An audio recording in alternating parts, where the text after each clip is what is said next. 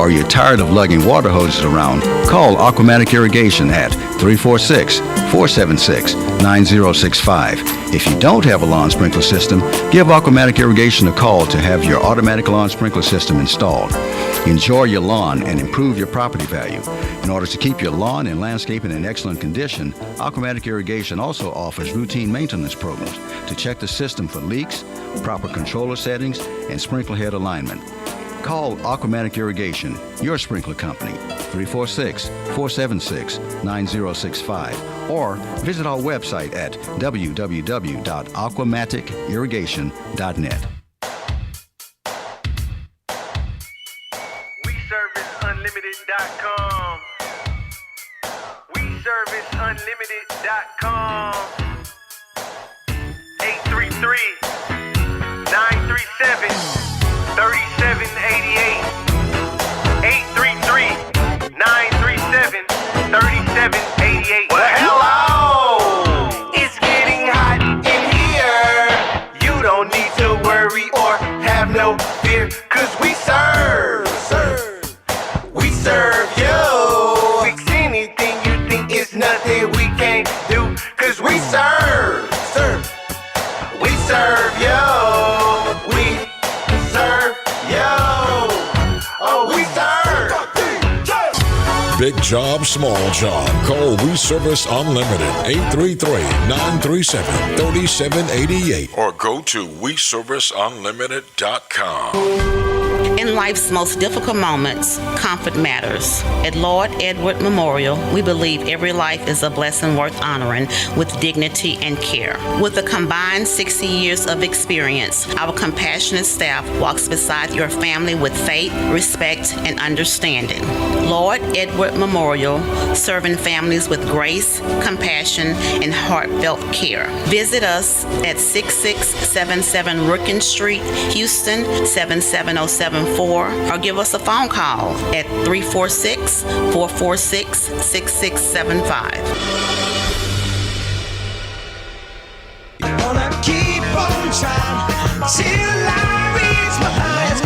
And now, a message from the future frequency.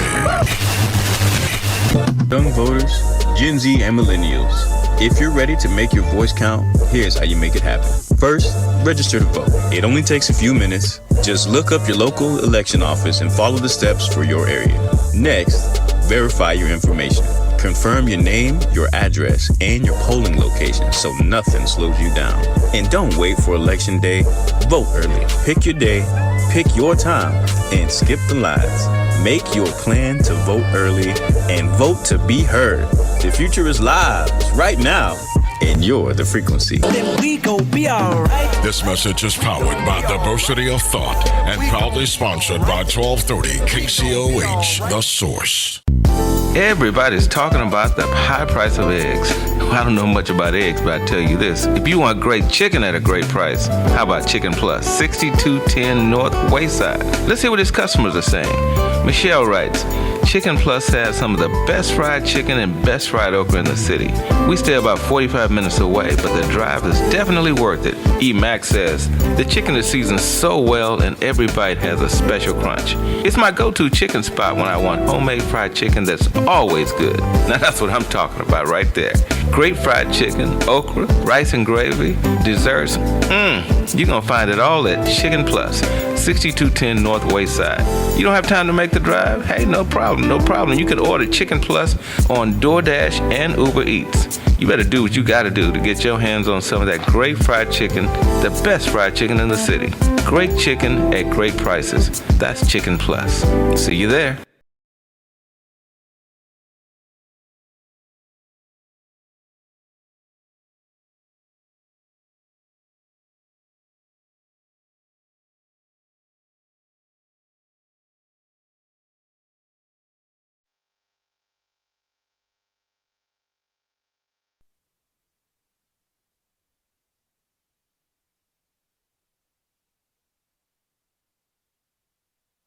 Ralph Cooper has covered the legends of HBCUs since 1969.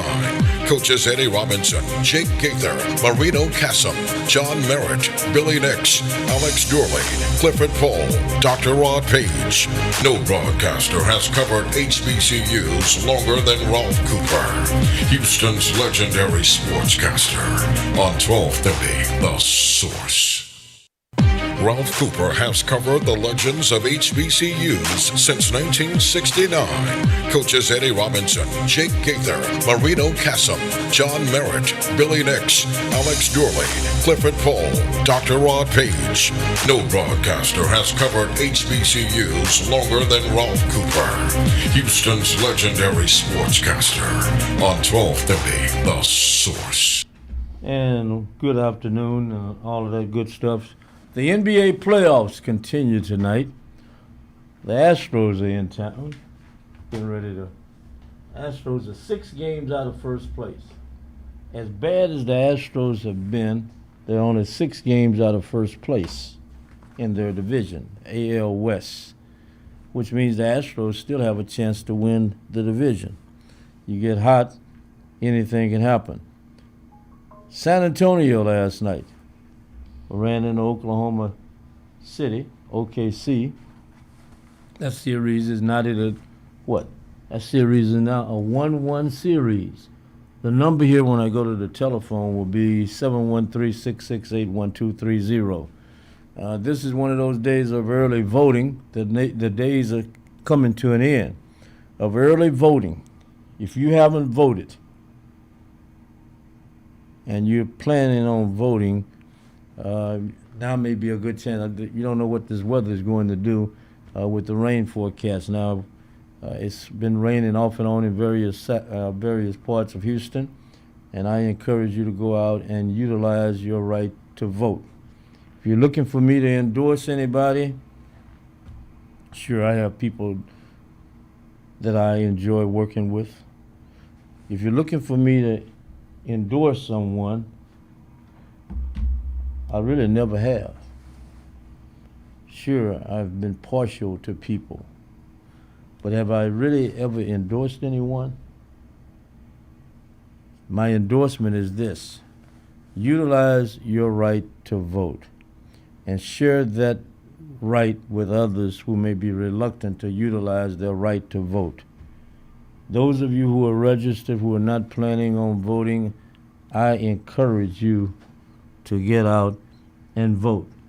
San Antonio loses last night to the Indiana Pacers. The Spurs won Game 1 in the Western Conference Finals in the NBA, but the Thunder get Game 2.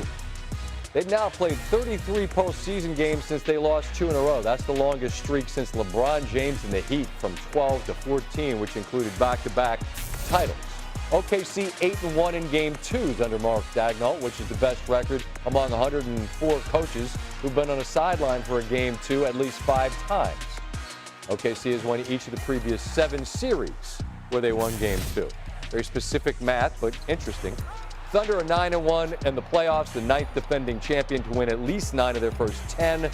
Cavaliers in 2017, the last. The previous 8 all reached the NBA Finals. 6 of them repeated as NBA champions. Victor Wembanyama, outrageous in Game 1. Not quite as good in Game 2. Still plenty good, but OKC better. His thoughts after the loss. T-Mobile has the best network. That's why there's... We'll get his thoughts in a moment. And again, the number here when I go to the phone will be 713-668-1230. 713-668-1230 will be the number when we go to the telephone. Once again, if you're in Houston and you're planning on voting, you can do the early voting thing right now. Autofocus glasses from the American Optics Hub. Not well. We got to help our ball handlers more and take care of the ball. Obviously, without De'Aaron, it's going to lend itself to turnover issues, but are there other factors that you guys can shore up to try to cut down on? Yeah, of course, just consistency throughout the game in our game plan. Can think of a few down moments for myself especially in the fourth quarter. Victor, you and Hartenstein had some huge battles on the glass there. He was able to win a lot of those. But what was that battle like for you, and what do you think you guys can do better to not lose that way? As I just said, it's all in the scouting. I have to trust the scouting. We have to trust it and do our work early. It's it's a straight effort. Victor, what would you say is the most frustrating thing about tonight's loss? I would say it's spending so much energy on catching back up to the score and then let it go away. When you say it's straight effort, is it that simple, or are there some tactical, strategic kind of adjustments you can make? What I mean is straight effort is like the tactics, we all know it by heart, but we have to, doesn't mean it's easy, and we have to work through it. Brian Windhorst joins us again. I'm just looking at the box score and just circling numbers. 21. And once again, the game last night goes down in favor of Oklahoma City. 713-668-1230 is the number. And, okay. So we'll try to solve that problem in a minute. I understand some people may be having a little trouble hearing, so we'll try to rectify that in a moment.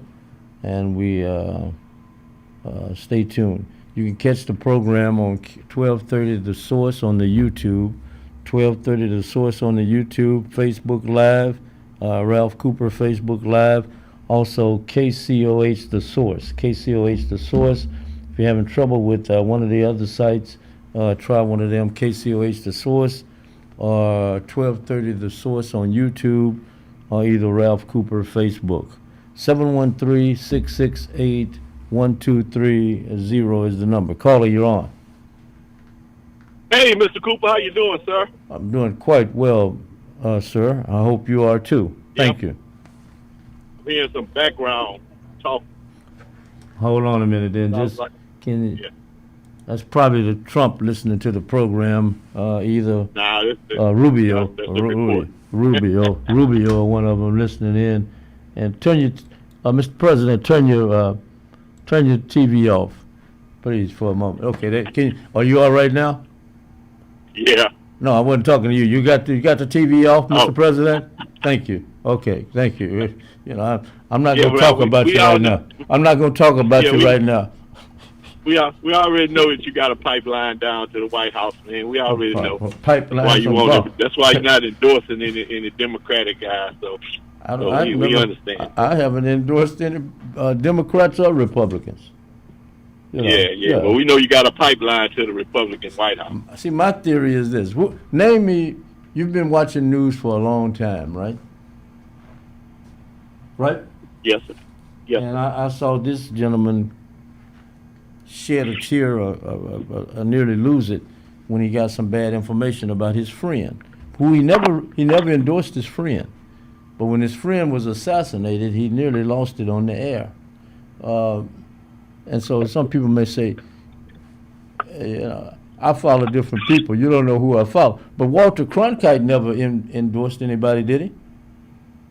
Not publicly, not that I can remember. Yeah, so my point is, am I out of line because I don't want to endorse anybody? Am I out of line, though, if I show partiality in another way, am I still out of line? Well, who you support is your business, right? Right, but I have favorites. And you don't have to put it out to the public. Yeah, right. That's your prerogative. Right, and I do have favorites, and I do have people that I respect to the highest degree. Thank you. Go ahead. Yeah. What happened? But we still know you got a pipeline to the White House, though. So. Pipeline to the White House. Okay. I'm gonna tell you about a sneaker ball in a little bit, so keep listening. Yeah, we know you gonna be the first. And I'm gonna have person of color in a great ballroom. And I'm gonna talk to Attorney Yamika Lewis a little bit later. Also, one of my favorite attorneys, if not my favorite, one of my favorites. Just like Chapman. When you get invited to the ballroom up there, you gonna take Mr. Baseball with you, or maybe invite me, No, you all can go have reach out to the great ballroom. You can have up the there great. You can have the great Trump ballroom. You could have the great ballroom. In my younger days, I would have loved to have spent a night in the White House. I said in my younger days. Yes, well, let's talk about sports, sir. That's a sport. Because we get to talking and then something go leak. And we don't want human resource. They already got you on the radar, human resource. Yeah, so I don't want. I don't want them to really put the nail in the coffin. And I don't want to end up in alligator Alcatraz. Go ahead.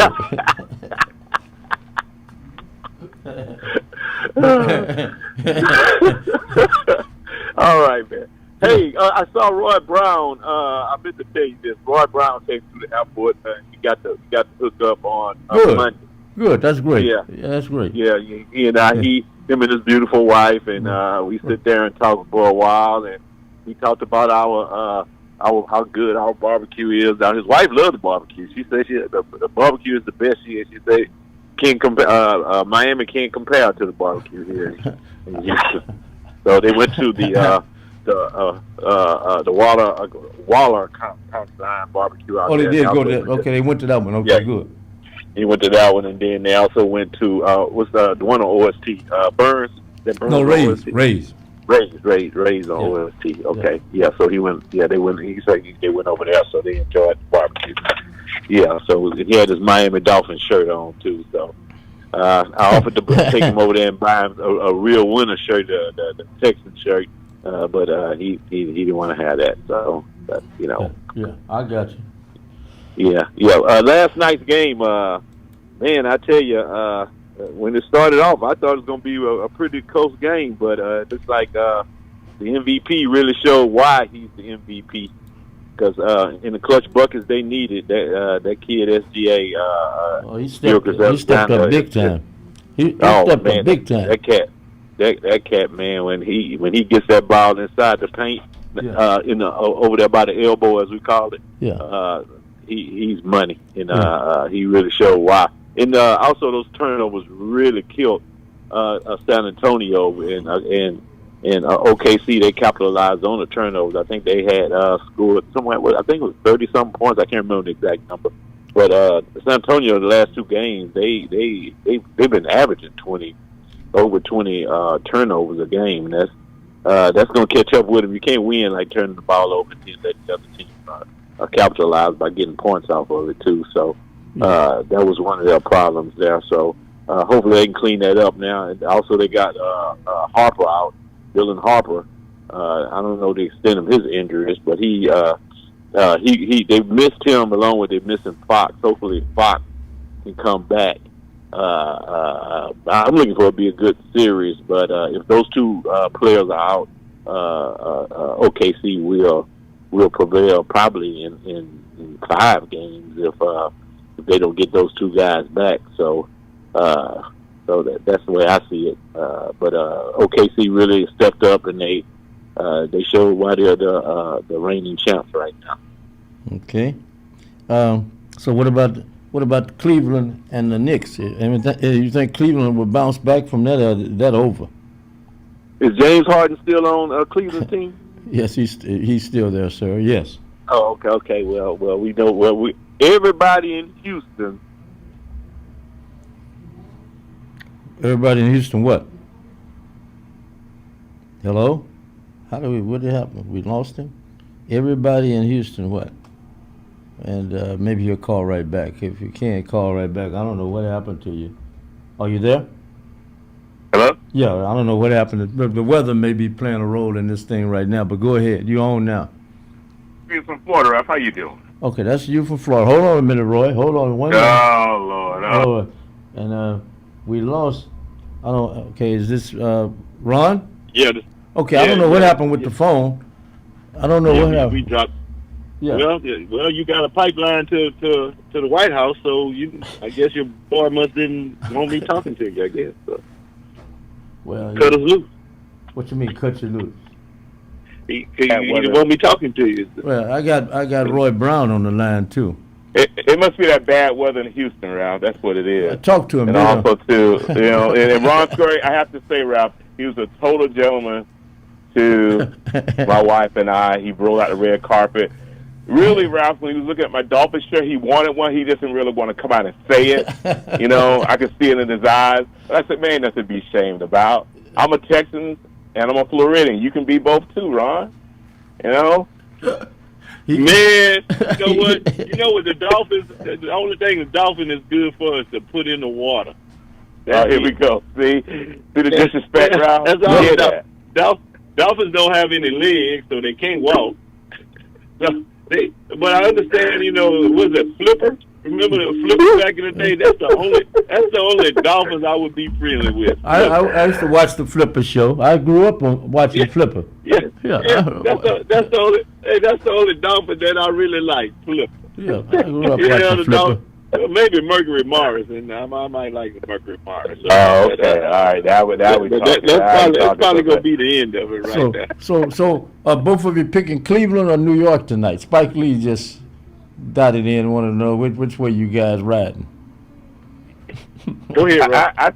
I think Cleveland. I mean, I was listening to the show yesterday about the calling the timeout. I mean, yeah, you can stop momentum, but these guys are professional players. Yeah. I mean, if you start going on a run like that, either slow the game down, which your coach should have did his job, but he not on the floor playing.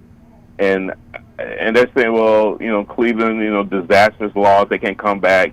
You guys are professional. Move on from that game. Let's play this game tonight. So I'm going with Cleveland. I'm going with the underdog. Champ, which way you riding, Champ? Well, I'd just like to say that guy that just said he's going with Cleveland, and he's a Dolphin fan. So it looks like he's going with James Harden. Man, Roy, I'm going to be nice. I'm going to be nice, Roy, okay? I'm listening. What the hell is wrong with you, man? They got James Harden on their team, man. James Harden is not going to show up. He's going to get in there. He's going to turn the ball over. He might go 3 for 40, and he probably won't play any defense. Well, he won't play no defense. Ain't no problem to that. He will not play any defense, and Big Body Brunson is just going to wear him out. Big Body Brunson hit 38. They at home tonight. I'm looking for Big Body to hit about 45 tonight. 45 for Brunson. If James Harden is going to be trying to play defense with him, 45 for Big Body Brunson. Okay. Well, and I can't argue with you, Ron, but I'm hoping the coach has done his job, his homework, and they're going to make some changes tonight. And also, too, it's not just James Harden on the team, it's other players. So everybody needs to step up as a team. And they had the lead, but I don't know, you know, they just, I don't know, too comfortable in their own house or whatever. But no, in New York. So yeah, they were in New York. They got to do their job, you know. Yeah. But, you know, I know we're going to be adversaries on the radio. I'm cool with that, you know what I'm saying? Well, I got something. I got something that you're going to be more of a... Well, man, you going for James Harden, man. I don't even know. I thought he played for Houston. Just send my pig feedback, man. If you're going to go for James Harden, send my pig feedback. I don't even want you to have. Since you're talking... If you go over James Harden, I give it to somebody that deserves a barbecue pig. Since you're talking barbecue pig feed, let me ask the two of you something. In the can. Yes, sir. And let me ask the two. How do you all feel about the NAACP initiating an effort to get the young people to? I think Roy may have addressed this yesterday, but so much keep happening in regards to this. How do you feel about? Do you think the youngsters should? Do you think the NAACP and others, politicians, etc., are wrong for trying to persuade these youngsters to get involved in regards to scholarships? And what role? See, I'm one who can remember when black athletes in the South couldn't go to Texas, SMU, or Alabama, or Georgia, LSU. They had to go north. They went north or west, and in some cases Midwest, in regards to furthering their careers to play football. So we seem to have a piece of history that maybe repeat itself. Only with the NAACP back then was encouraging integration. In this particular case, they're asking the athletes to stay away from the universities. What are your thoughts there? You want me to go first, Ron? Either one of you. Go ahead. Sure. Go ahead, Roy. Okay. Yeah. Okay. Well, I'm kind of glad because that's what I called in for. I think, Ralph, they should be more involved. I mean, this is a big issue, and I understand that. But they should, I think one of your callers said yesterday that they should be encouraging the people to get out and vote, too. But I believe they should boycott these schools. But it's not just black, all players. Because what I'm saying, Ralph, yes, I heard someone said yesterday the kids should go to school for the NIL so they can make their money and help their family out. Ralph, money doesn't help you if they change laws and change things that affect you in the future. We got to stop thinking about now and think about the future. We got to. We got to start playing chess instead of checkers because they're changing things, and money can't buy you everything. Okay. You know, we got to put a stop to this, and I think that we should be more resilient like our ancestors from the past. And I think that the conservatives, Republicans, MAGA, whoever, don't think that we had the fortitude that our ancestors did. We become too comfortable to become uncomfortable. In a sense, we become soft. We won't do what our ancestors did back in the day. And they know that. So are we willing to sacrifice and stand up and tell them that this can't be done? We ain't going to tolerate this. So I think, yeah, they should boycott it. I think. Okay. My opinion. Roy? Ron? Well, Champ? I'm sorry, Champ. I apologize, Champ. I'm sorry. Champ, go ahead. Okay, don't make that mistake again, Ralph. Okay. Don't get beyond yourself, Champ. Go ahead. Okay. Like Lou, I forgot Trump. Don't hang up on me. I agree. Seriously, I agree with Roy in that aspect. I wouldn't necessarily call it a boycott, but they're calling it a boycott. But I would say take your talent to other places. So I guess it could be technically be a boycott, what they're calling for. But there are other places where the talented athletes can take their services too, right. And not paid. only that, and get paid. Yes.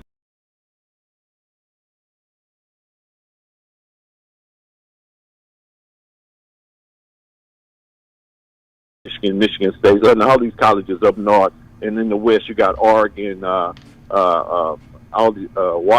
USC, UCLA, which all these colleges are really big in their athletic programs, and they do offer that NIL money. But the thing that these athletes have to look at is that what's going to happen in the future once you finish your career, because a lot of them still after this day, once they finish their career, what if they don't make it into the next level, the NBA, the NFL, whatever the pro level, what is that college going to do for them? And if you could look at probably someone get a study or do a poll on what happened to these black athletes after they made so much money for these colleges in the South here, Texas, and that.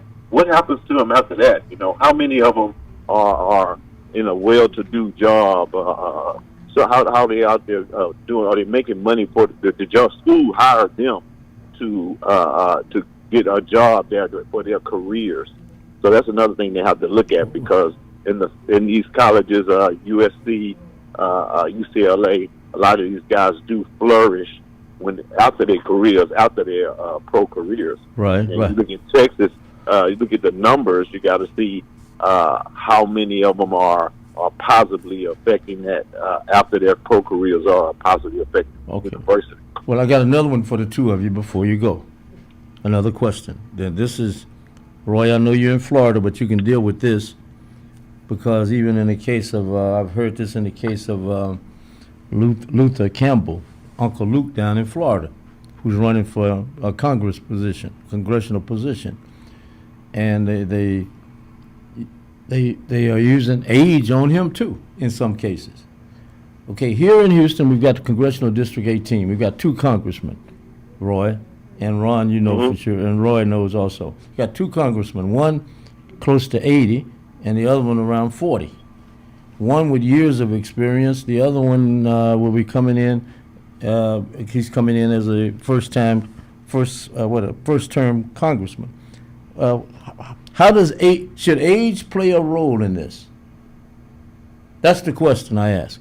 Should is age really, in the opinions of the two of you, we got about a minute or two each, should age really be a concern here or what? Or should experience and age be matched together or together in regards to making a decision on this? And can the younger guy do the job?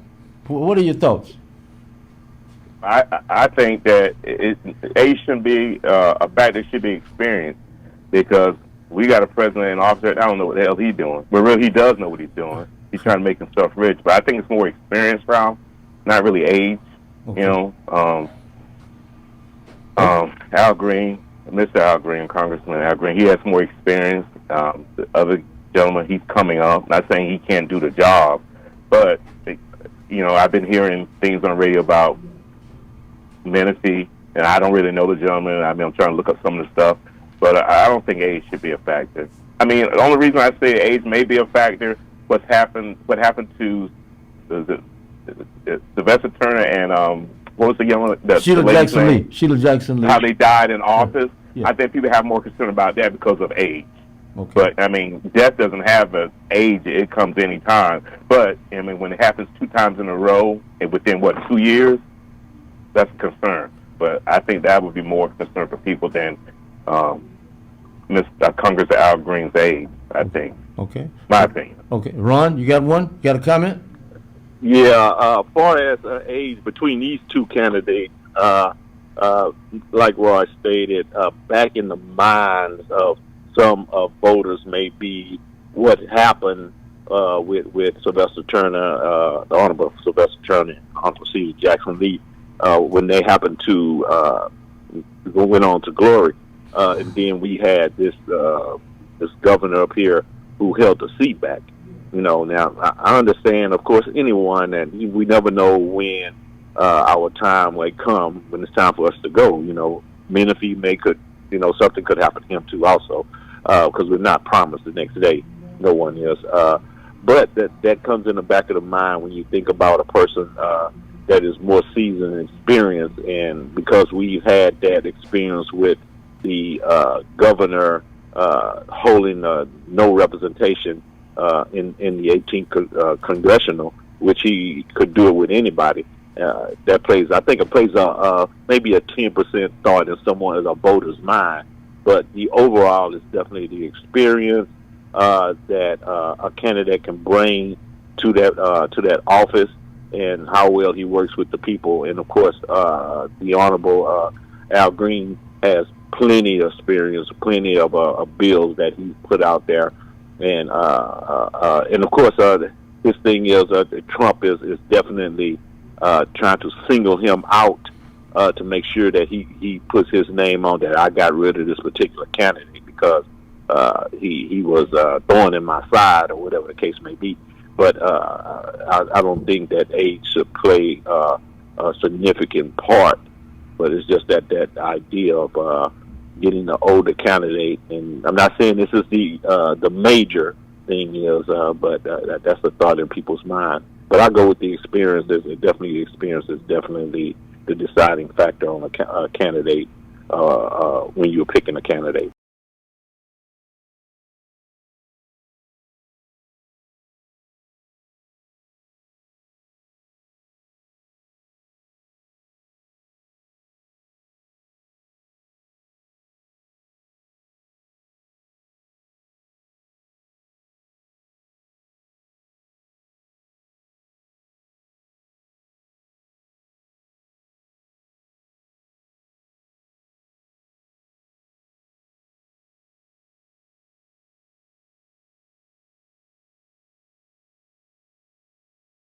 I'll see both of y'all.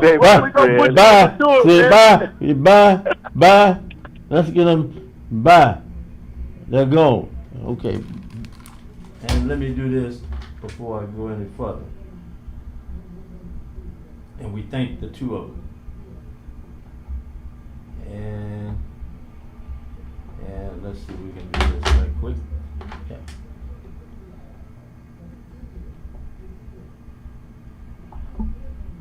And okay, now maybe having a look. Having a little trouble with the telephone here for a minute. Let me try this.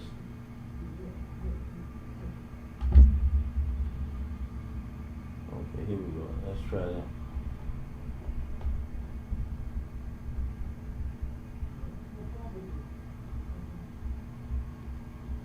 And hold on in a minute. We'll do this. And we'll try that again.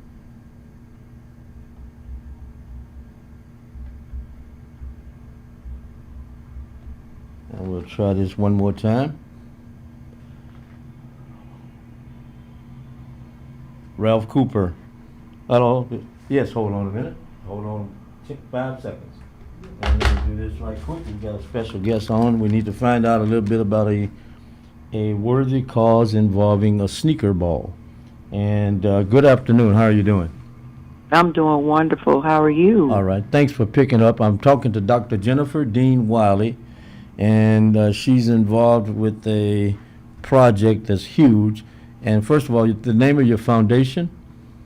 Is She Still Missing? And why is She Still Missing your foundation? So She Still Missing was started in honor of my niece who went missing. It's been about 5 years now. And so in searching for her, she is the she, in searching for her, I stumbled upon the world of human trafficking, specifically in Houston. And so at that time, to make a long story short, I could not unsee what I was seeing. And so that pain of that whole situation turned into purpose. Myself and another person started She's Still Missing at that time. And since then, we've helped over 300 human trafficking victims, from everything from housing to legal to even enrolling them into college. And so, I can tell you that She's Still Missing started based on a crisis, on a tragedy, and turned into something now that is a resource for trafficking victims. And so that's what we do. Okay, and how old was the victim, your family member? How old was she? 14. 14 when she went missing. Yeah. Okay. 14. So what advice would you give to the people out there listening who may be facing something similar to that in regards to our children grow up these days, young ladies and young men grow up these days? What type of advice would you give the parent or the people who have some kind of in way with these young people into fighting, into keeping the kids out of that, keeping them out of this situation? Yeah. So number one, I think awareness is really, really important. We need to understand that as people, that this is right here in our faces, and your son or your daughter can get snatched if they are at the wrong place in the wrong time, if they don't pay attention to their surroundings. All of those things can come into play when it comes to traffickers, because they will take anyone, literally. And so the big thing is, number one, noticing the signs. I find that a lot of parents nowadays are afraid to do things like have the location on the child's phone. We're in a great age of technology. There's nothing wrong with you knowing the location of where your child is at all times, especially if they are not of age where they are responsible for themselves. That is a safety issue. That's not a helicopter parent or hovering over them issue. In addition to that, there are a lot of times that this happens within the family. Yes. And another family member doesn't want to say anything. Speak up. Children need someone to speak up for them. So if you see something, you need to say something. And then finally, if your child goes missing, what you do not need to do is tell the police they have ran away. We have too many runaways, and the police do not have the manpower. Not that they don't want to look, but they don't have the manpower to look for runaways. You need to make it clear that your child is gone, they are in danger, and you want to find them now. Stress the urgency of that. That's how you get the attention of the authorities and any other resources that can be pulled in. And also know what their habits are and their whereabouts. You would be surprised how many parents don't know what their children do after school, if they come straight home or not. Who are their friends? know all those things so that when the questions are asked about your child, you can give them some type of understanding of who they were, where they might be, and who they might be in association with. Okay. You have a fundraiser coming up for your foundation. It's called the Sneaker Ball. And when, where, and what is the Sneaker Ball? Yeah, so our Sneaker Ball, this is our first inaugural Sneaker Ball. It's going to be at the Hilton Houston Post Oak, at 2001 Post Oak, over there by the Galleria. Our cocktail hour will start at 6 p.m., and everything else will start at 7. It is on May 30th. May 30th, y'all. So it's real soon. And what we're doing is we are raising funds for a safe house. We want to have a safe house where we can house victims and possibly their children once they are getting out of trafficking. That's a big issue. Once they are free, if they get free, they need somewhere to go, somewhere to start over, and have a solid foundation. So the Sneaker Ball is a party with a purpose. We're going to have a night where you wear your tuxedo or your gown and your best sneakers. We'll have raffles, auctions. Councilwoman Carolyn Evans Shabazz will be there, one of our special guests. And then also Dr. Nisi Hamilton will be there speaking about trafficking and giving tips. So it's going to be a fun night. We want everyone to come out. This is a family affair because your children need to hear some tips. But also we can have fun together and be able to network. So I encourage everyone listening, get your tickets, SheStillMissing.org. SheStillMissing.org. You can get your tickets there, or you can go to my Facebook page, The Jennifer Experience. You will see there's a flyer there, and you can scan the QR code and get your tickets there as well. Okay, and we got a couple more. When I think about trafficking, they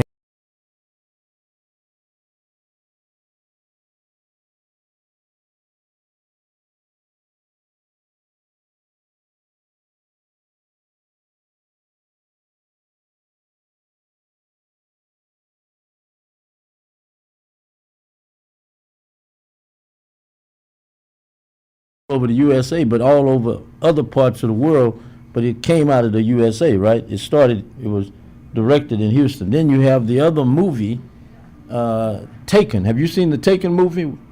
I have, yes. And how can you relate what you're doing or what you've experienced in regards to missing persons or missing young ladies?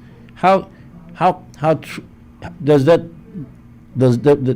Taken movie really give you real insight of what that's like? I would say it's even worse than that. Yeah, that's okay. Go ahead. Go on. Keep talking. I would say it's even worse than that.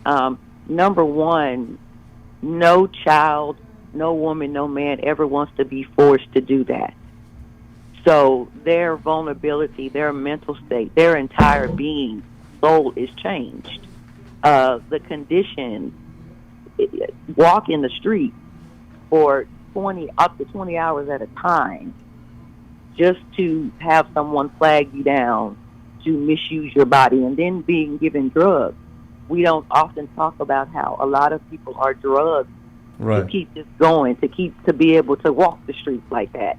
And then after that, a lot of these victims have been impregnated by their trafficker. So then you have custody issues that come from if the person gets free, what do they do about the child? Because believe it or not, the trafficker has rights to the child. So you take all of that into account.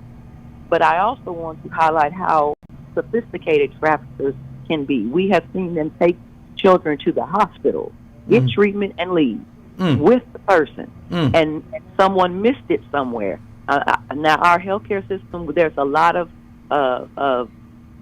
rules and regulations in place to look for it. But that's how sophisticated they have become, because the victim is conditioned to being with this person. So even if the person is, let's say, outside waiting in the room, in the waiting room, they're not going to say, help me. It's just, it doesn't happen that way. And then the other flip part of that too is a lot of victims, when they get free, they're just running. They do not believe that they're really free. And so that creates a problem between them and the police, because when the police catch a crime, the first 48 hours, that's a very true thing. So they want to get all the information that they can from the victim, but the victim is scared. Most of the time, the victim has already been convicted of some type of crime, such as prostitution, which, if we are true about that, how can you be convicted of prostitution if you are not of the age of consent? Right. Nevertheless, a lot of these kids have already been convicted of stuff like that and drug use, which, again, if they're being drugged, Right. so their automatic response is not to want to talk to the police. Right. So we have to find a way to get them some immediate help as soon as we get them off the street, so that they can know that they can feel comfortable with the police, so that they can begin to live their life. Because a lot of them may, if they ever do get free, you'll never know it because they're so scared that their trafficker will find them. So I would have to say Mr. Cooper is worse. Yeah. Being out there, when I was looking for my niece, I did a little undercover sting myself, and I went to over there off of Bissonnette. Yeah. And I saw traffickers lined up in the parking lot watching their girls. Yeah. And it was obvious to me.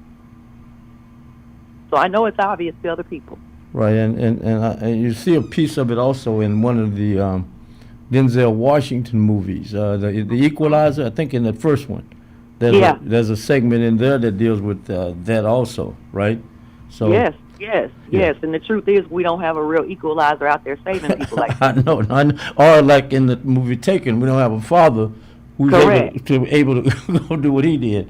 So Correct. Right. So again, when is your sneaker ball, and how can people get in touch with you for more information about it, or more information about your foundation?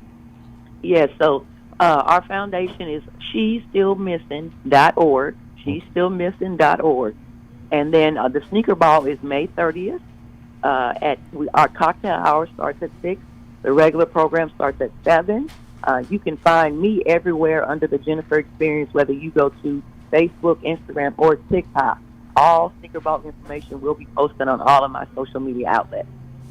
Okay, and again, keep up the great work, and thank you very much, and thank you for sharing with us what you've shared with us also, okay?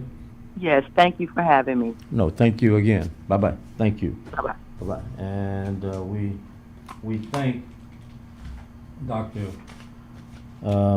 Jennifer Dean Wiley for sharing with us that information about the upcoming sneaker ball. And one more thing I need to do, and again, I encourage you to go vote. I don't care. I encourage you to go early vote. No matter where you are, go vote early. Hello? Yes. Okay, hold on a minute. And we'll do this. We've got another guest. And again, I encourage you to go do the early vote thing. We've got one of my favorite people on the line also, Attorney Yamika Lewis. And how are you doing, Attorney? Hello there, Ralph. How are you today? Oh, I'm doing quite well now that it's trying to dry up for a minute. If I can just... Yes, I just got back from court, so I was out there in that nasty rain. Yeah, so it looked like it's drying up a little bit. First of all, a number of things are happening, and I while I have you on the line, I know I can talk to you about a number of things. And before I talk some politics with you, I want to talk. Well, this is politics too. The NAACP is encouraging young black student athletes who are in states that have been impacted by redistricting. They're encouraging the young athletes maybe to go to school somewhere else. Don't go to the SEC schools or the other schools in those particular red states that may have an impact on on our voting rights and a number of other things. What are your thoughts there? Come on, do you really have to ask me my thoughts on that? I think it's amazing. I think it's what we need. I think it speaks to what our ancestors did. They organized, they strategized, and they were able to make a change when they could not vote. And so here you have this situation where you have all these red states, including Texas, yes, strategizing for us not to vote. Then it's important for us to meet that with the same type of energy. That's how I feel about it. And I applaud whoever decided just to sit down and brainstorm this idea. Now, will it work? Now, that is a different story, because we have had this problem or this issue of everybody understanding the assignment. Now, I understand there is history of something like this happening in the past that was successful, but Ralph, you know that initially, they didn't want us in these schools. Right, They didn't that's want what us playing in football teams. Right. They didn't want you on the campus Yes. as a student. Think about it. Right, exactly. And because of the work that was done, things changed, obviously, and they realized the value of a black athlete to their schools, and so they changed their tune. I wish that, I kind of, my nephew, he's being heavily recruited right now. He's in California, and I said to him, you should tell them that you're not going to go to any school unless they bring your cousin with you, your girl cousin. I said, so UCLA, he's committed to UCLA, but I said, if these schools want you, tell them that you have a cousin that is talented as well. She's smart, and what do y'all have for her as far as scholarships are concerned? That's before all this redistricting thing comes on. But the point is that we have these athletes have room to negotiate. They have power, and they have to understand and realize with their whole being that power means something, and they can exercise it, but they're just afraid to. I think a lot of times they're just like, oh man, they're gonna take away the deal from me, but they don't understand they're the ones with the power. They're the ones. They wouldn't be asking to be there if they didn't need you. Trust me, they don't. They would not want you there. They have no problem if they could replace you using somebody else, especially somebody else that doesn't look like you. So I think, in recognizing the power these young men have, that they could really change how things are for their community, including their.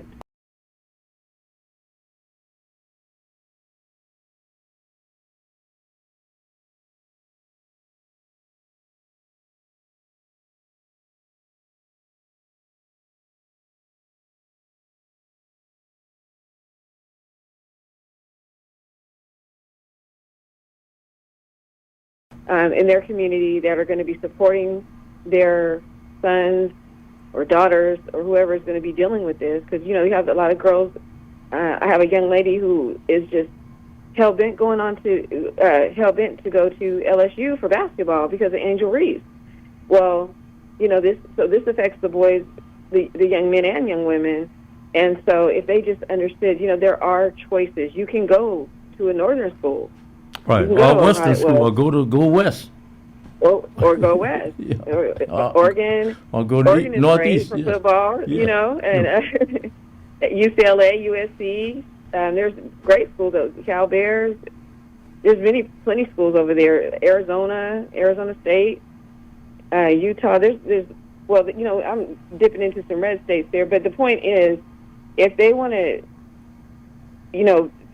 play hardball, let's play. We got chips to play with too. Right, and see, to add to what you're talking about, I'm not calling any names, but a young man was being recruited, so he was very, very smart, still is, and he decided he was being recruited by a school on the left side of the country. So left coast. We call it the left coast. Yeah. So he decided, okay, he didn't want to be by himself because he was leaving here to go there, and so he decided, with the influence of several people, and even when his people came back and asked some outside people, "What do you think of this?" and he said, "Well, why not?" He was only thinking about the girlfriend at first, right? An extra ride for the girlfriend or his girlfriend, but it was suggested to him, why don't you ask him about so and so, who came off the bench, but had straight A's. He was a straight A student, but he had he was coming off the bench. Tell them that you need him to go with you for companionship also. And guess what happened? All three of them got scholarships and finished from that school because he decided to speak up. Now the other one is this one. See, the other one is this one for people who may not know. Being one who can recall when they didn't want our behinds on these campuses, and then when they decided to integrate, some of us were recruited to help them integrate these schools. So I know a little bit about it that a lot of people don't know. But Bubba Smith grew up in Beaumont in the Golden Triangle. Charlton Pollard played for his father and with his brothers. He wanted to go to the University of Texas. The legendary Bubba Smith, who became an actor after football. I remember him. I remember. I know you do. He wanted, his thing was to put on the orange and white of Texas and play for Texas. They didn't want him. He went to Michigan State. You see what I'm saying? And others from in this area went to Gene Washington from out of Baytown, went to the West Coast, and so you had a lot of guys out of this area. We had one at Worthing, Ray Whitlow, Worthing High School, early 60s. Couldn't go to the University of Texas. He wanted to be an engineer. Could have gone to Prairie View. Couldn't go to the University of Texas. Couldn't go to A&M and all these places. He went to Minnesota on a scholarship. So it has been going on, ladies and gentlemen, for years in regards to people leaving here and going north or west or whatever to go to school to further their education, and you can still keep your NIL deal in 2026 and still make money for yourself. And it could change. It could. I mean, that right there, you know, it's so much that can come from that. Yes. If you don't go to these schools, they don't have any NIL money to even play with. Yep. You know, so you're taking that with you, that value that you have that they're buying these NIL deals. You're taking that with you. So don't think, oh, you know, Texas or whoever has this money. The other schools outside of this will get the money if you go to them. If they see the Great Migration and talk about going to schools, you know, the way the South was with segregation. I was explaining this to my niece the other day, my two nieces. They said, oh my God, I didn't know U of H was right here by TSU. Yeah. They're like right here by each other. Right. And I said, yeah, and what you'll find is that every HBCU that you love is near a predominantly white college also. You're going to see Southern next to LSU. Oh, yeah? You're going to see Grambling next to Tech. You're going to see all these schools next to or near a predominantly white school. And the reason why is because of segregation. They were so hell-bent on us not going to the schools, they said, oh, no, we'll give them their own. And that's the reason why you see all these paired schools right next to each other. And they were just astonished that U of H and Texas Southern were so close to one another. And I gave them the history of the Texas Southern Law School in UT, how UT did not want black students. And it got even deeper before then in the South. A lot of the Southern law schools and colleges didn't want us. And when the law changed where they had to integrate, they went so far as to pay to send students up north to go to college. And then they landed on their feet because they ended up going to schools like Harvard and all these other great schools because of the anger and hate that they were met with at home. So it ended up benefiting them, like you were talking about the athletes, it ended up benefiting a lot of the academic folks as well. Right. Well, the other thing, of course, I don't endorse, but I do. Oh, you want to know my nephew's name that's being highly recruited. His name is Kiko Farinas. You guys can look him up. He's awesome. He's a wide receiver out of California. Out in California. Okay. Okay. Thank you. Yeah. Now, the other thing is, as we do this today with Attorney Yamika Lewis, I encourage those of you. The weather's cleared up now. You can go vote. You can go. You've got time to go early vote. And we've got a number of very key components key races taking place. You see where the president is backing Paxton, and then you've got the local race here that everybody's eyes are on, the Congressional District 18, where you have two congressmen. You have Congressman Al Green and you have Congressman Kristen Menefee. The age thing and experience thing has come up numerous times, Attorney Lewis, and you've got some other kind of information you want to share with us also. And, I'm listening. Go ahead. I'll shut up. I've said it before. I said it before, and I'll say it again. This is a time actually where early voting might have backfired on a few folks because they're finding out information that I've been saying for a very long time about the backgrounds of the two congressmen, and it's not about trying to make somebody win or lose. It's about information.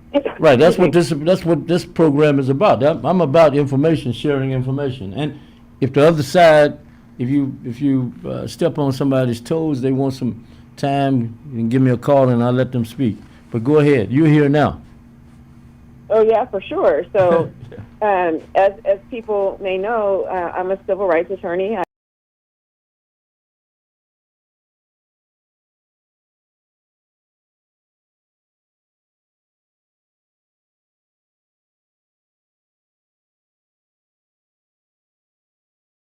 Attorney, and that was Vince Ryan.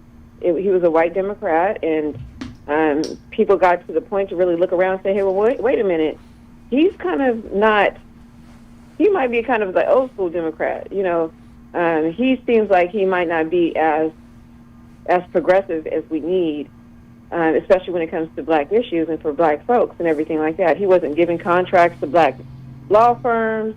And he, in fact, told me one time, I asked him, do you give contracts to black law firms? He said, I would, but I haven't found a black law firm that's qualified to handle these cases. And that was the nail in his coffin when it came to him saying that at a Houston Black Lawyers Association meeting. I mean, there was no coming back from that for him. And so I dealt with him on the police abuse cases.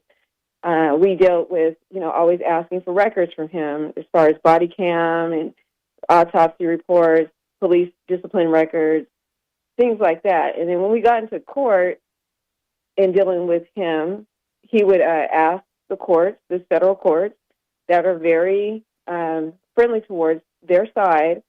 He would ask them for, the police immunity, qualified immunity. And sometimes the judges would give it to him, sometimes they wouldn't. But when he didn't get the qualified immunity, he didn't appeal it to the Fifth Circuit to say, you know what, you don't want to give it to me, this even more conservative, I call Jim Crow Circuit, because they're the ones who actually were promoting. The Fifth Circuit covers, back then, especially Georgia, back then it covered, but now it covers Texas, Louisiana, Mississippi. So all these ugly, evil laws that were upheld and so forth went through the Fifth Circuit. So anyhow, the Fifth Circuit is what covers our circuit here today still. And so this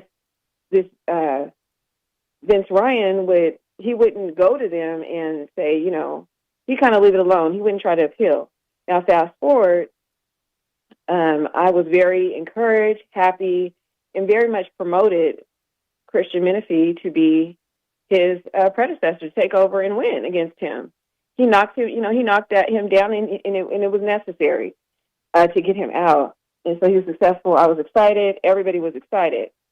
Only thing we didn't know is that he'd be worse. He'd be much worse than Vince Ryan. And the reason why I say that he was worse is because now we have to fight for autopsies. We didn't have to do that before. We have to fight for public records. We didn't have to do that before. If the judges say that you don't get this immunity for this police officer you're asking for, he appeals it to that conservative Jim Crow Fifth Circuit and tries to still get police immunity, depriving black and brown people who have been abused by police in this misconduct. He's depriving them of the economic justice. All they have left after their loved one has died or they've been hurt or injured. That's all they have left is economic justice. And he's denied that of them his entire political career, because that was his first political post, is being the county attorney. And that is how he spent his time, is fighting against us. Now, I know that he says, he's for the people and everything. That's great. I haven't seen it. I'm not saying it doesn't exist, but I have not seen it, especially when it comes to one of our primary reasons why people say that we are objecting to Project 2025. Everybody says, oh, Project 2025 is bad. Trump, he put this playbook together and he's implementing it and all that. Well, if you look through Project 2025, the main thing that people are saying that is the most, the most worrisome detail is the police immunity that he's looking for.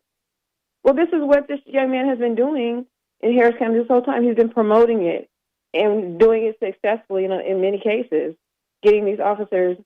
And that's part of the reason why I decided to talk to him and say, hey, this is not why we put you in office. We want justice. We want justice for the people who have been harmed by law enforcement here in Harris County. And I even said, if George Floyd died and the same thing happened to him here in Harris County, you would have fought that family. And I know he would have fought that family because you fought every other family the same way. You would have not settled with them like they did in Minnesota. Keith Ellison is an amazing attorney general. He even wrote a playbook called How to Break the Will. He is committed to the assignment. He wrote, again, if I can stress this, he wrote a book on how to break the will. And that means he was that committed to say, we have to make sure that if we're in these positions, we got to make sure that it's broken. This will is broken. The systematic will of injustice is broken. So when we leave, it's never put in place again. But that's not what happened here. It was very sad, very unfortunate that he was didn't meet with the community on these issues and understand how important. I think that's another thing too. When we put these people in office, when we vote and we're saying, "Oh, vote for the black person," this is not the '60s. This is not the Reconstruction period. There's no assignment. People are just saying, "Oh, vote for me. I'm black," but they have no assignment and they do what they want, and they're still willing to take not bribes, but just take influence from people that don't care about us and then push their agenda. And that is a problem. AIPAC money is a problem. You cannot support genocide in Gaza in good conscience as a black person here in the United States. You just can't. And you definitely cannot. You definitely cannot say that that you're for equality and against discrimination in the United States and support something like that. In Palestine, we know what it's like to be discriminated against. We know that's just not what we're about. And if that is what you're about, that's okay too. But just say it. Don't hide. Say it with your whole chest. Say it. I am for this. I am for that, and that's okay. Some people that will vote for you will feel the same way, but don't trick the people that would never vote for you to vote for you because you hid it, you concealed that information. But with that being said, I just am here to share information. There's an interview I did with Dr. Candace Matthews regarding another one of the cases that I have, and I had to deal with this mother trying to see her son. Who was shot by HPD. And I know people are saying, well, HPD is not him. He's not City of Houston. No, he's not. But he was shot by HPD. He was taken to Harris County Bentov Hospital. And they charged him, which the charges didn't come for some good time. But anyhow, they charged him with assault of a public servant. And the video does not support that. But in any event, he was in custody of Harris County at the hospital. Mom wanted to see her son. Mom was right there on the scene because he was shot right around the corner from her home. Mom wanted to see her son. The family wanted to see their brother, their father. Everybody wanted to see him to see if he was okay and visit in the hospital. And so Mom called a longtime lawyer friend of theirs, a family lawyer of theirs, who actually was his teacher and was one of the principals of the school for all the students, all the siblings of this family in Third Ward. And so fast forward, she tried to go to the hospital, and she was met by guards saying, no, you cannot go see your son. So we went to the court, and we tried to get an order from the judge to see her son. Which court? And the judge... Which court? This was the criminal court. Okay. The criminal court. Okay. The criminal court. Now, mind you, Christian Menifee's office does not operate in the criminal court. Right, okay. Go ahead. It's a civil office. Yeah, it's a civil office. He does not operate there. But in this particular case, he did. And so we went to the court, and we asked for the judge to grant an order for the mom to see her son. But we did it in a three-pronged approach. We went to the state civil court because there were no charges pending in criminal court, so we thought, so they can't issue an order if there's no case pending. So we went to the civil court to try to get an order from the civil court judge, and then we also filed a writ of habeas corpus in federal court. So we did this three-pronged approach, trying to get this mom to see her son, and then finally the criminal charges popped up. So the civil court, the civil state court, said, oh, I don't have jurisdiction because this is a case actually now pending in criminal court. So we go back to the criminal court, and we ask for this order. The judge grants the order.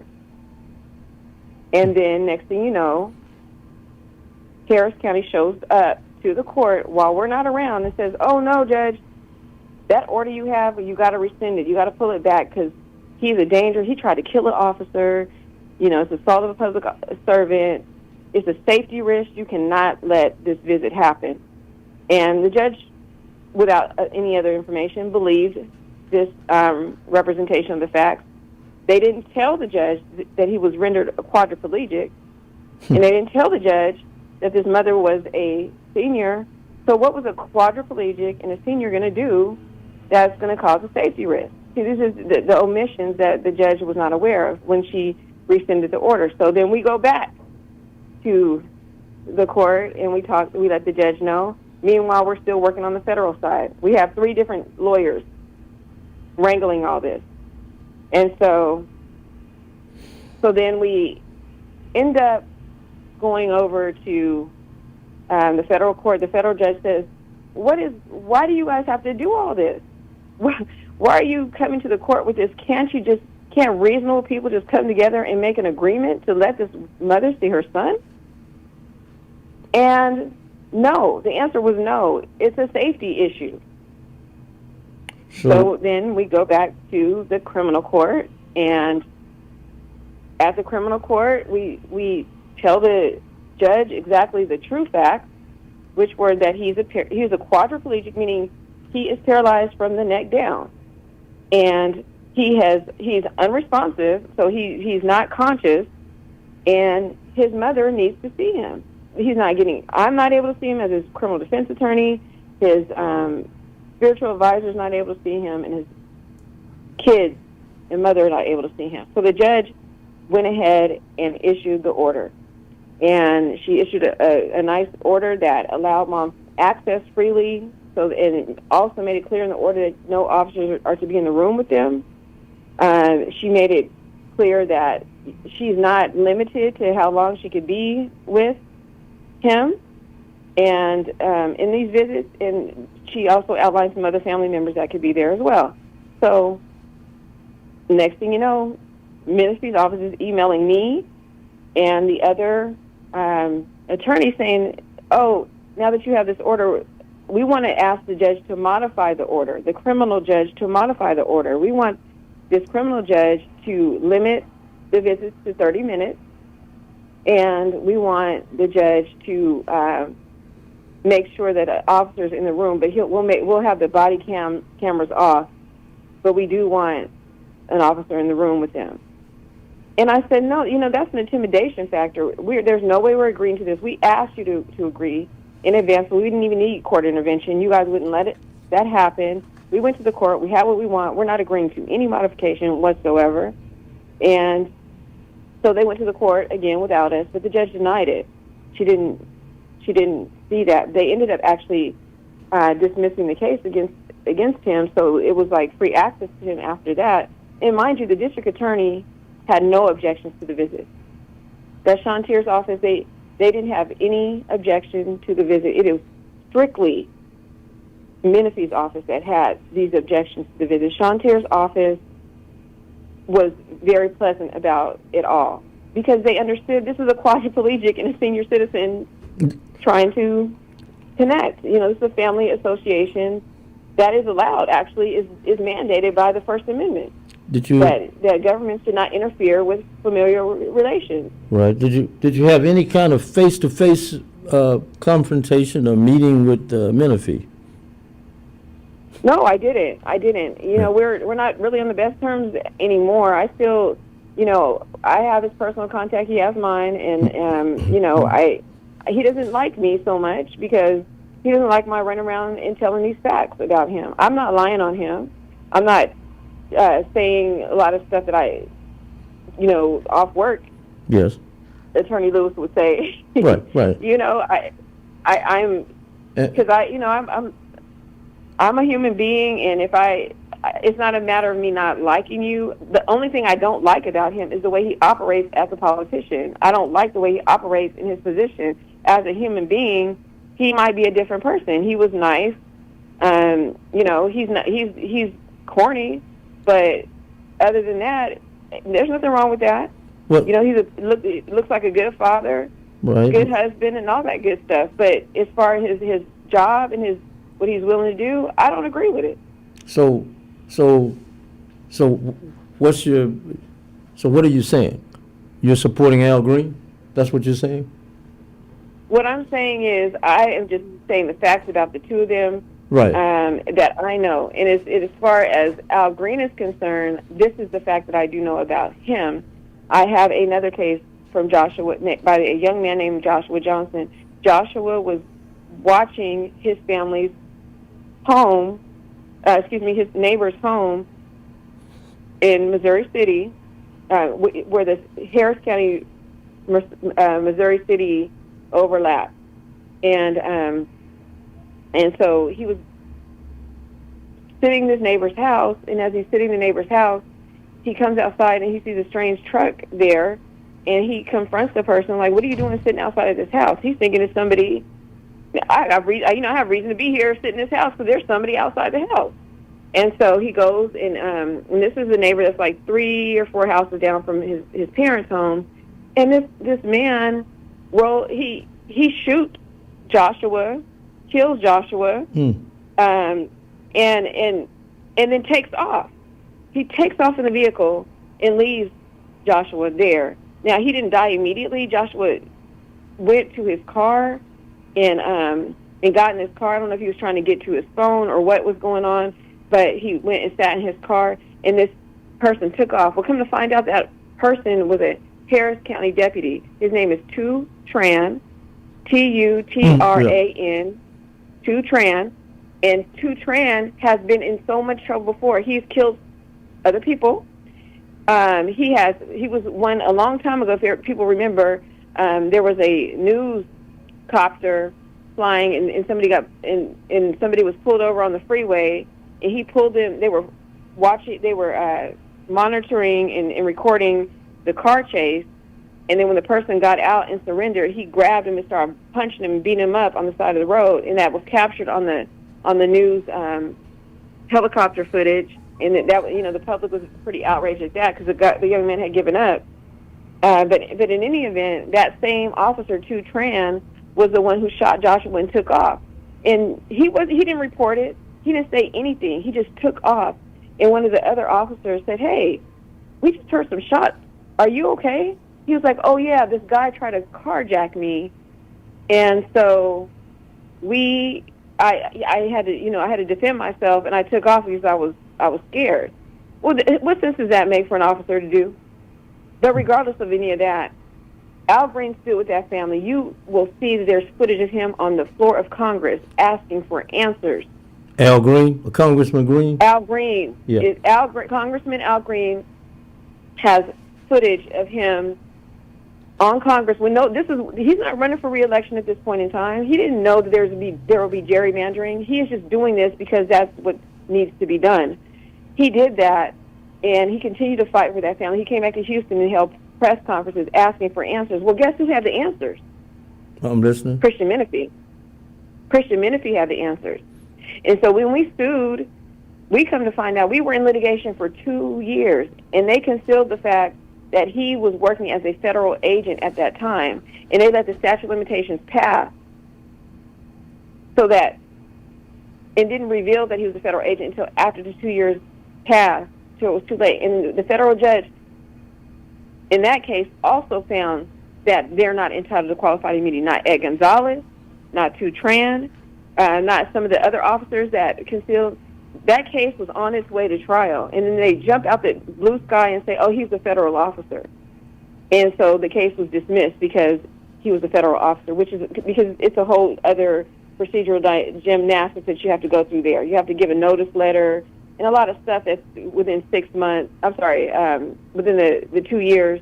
It's just a lot of gymnastics that goes with that. But the point is, if you are from our community, if you are from our tribe, if you are from the place of good trouble in the assignment, why would you do this to this family and not give them the economic justice that they deserve? This Joshua Johnson was a Navy veteran watching a house for a neighbor down the street from his parents' house, and this is a street that he grew up on, that everybody in the street still lives there, same community. They were not selling and moving new and renting places out around there. This is a well intact community. They had to wake up in the morning with their neighbor that they've known When I since a heard her little say boy. she has osteoporosis, I thought the last thing I want is to sit around all day. I don't know where that's coming from. Hold on a minute. Turns out, I got Hold far on. from We'll it. find out where it's coming from in a minute. Osteoporosis and are at high risk for fracture. Hold on a Evenity can minute. help you. Okay, now go ahead. That's her. Go ahead. Okay, now go ahead. Okay, I got it. Go ahead. Yeah. So Joshua grew up in this community where everybody knew him since he was a little boy, and that community, that street, woke up that next morning to find Joshua where they had pulled him out of his car and laid him on the front lawn, just laying there. His family had to come out and see him laying there, if not already dead, dying. And then they kept his body there for hours. And that's how that community had to move forward with that. And like I said, this is a Harris County Sheriff's deputy, and when the lawsuit was filed, instead of saying, hey, or even having to file a lawsuit, because remember George Floyd, they never had to file a lawsuit in Minnesota, but we have to file lawsuits here in Harris County. With that being said, when that lawsuit was filed, they held close to their chest the fact that this was a federal agency that was dealing with this, and he was a part of the federal task force, and so we should have been aware that this was a federal operation. And so they got out on technicality. But see, if you're for us, why are you looking for technicalities? Why are you holding this to win the chess game in this way? Because who really wins at the end? Okay. The people we've been fighting against all this time to get our rights. That's who. So that's what concerns me. How could you stand up and say ICE is horrible and ICE is killing our people, and I'll stand up to ICE, and they're treating people poorly in these facilities, but in Harris County, the very same actions, but with people overwhelmed. Right. It was a lot. It was a lot, but they caught that lawyer in the hallway who had called another colleague friend of mine the N. He didn't call her the N word, but he kept using it in her face in a way that was very demeaning, and she was visibly upset about it. And he was sanctioned, and there was a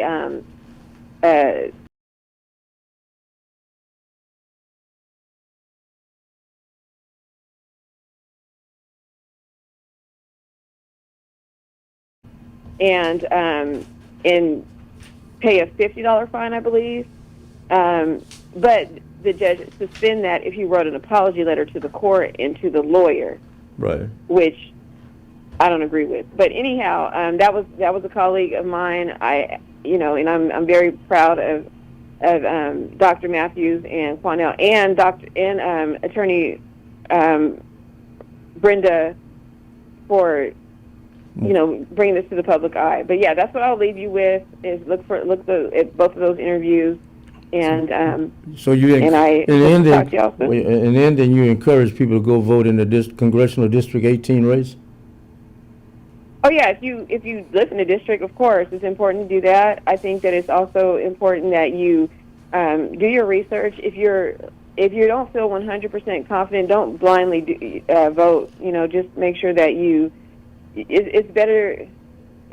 It's better to know what you have versus what you might get sometimes. And I think that if you can't find anything wrong with a person, then maybe you should think about that. But more importantly, what is the rush?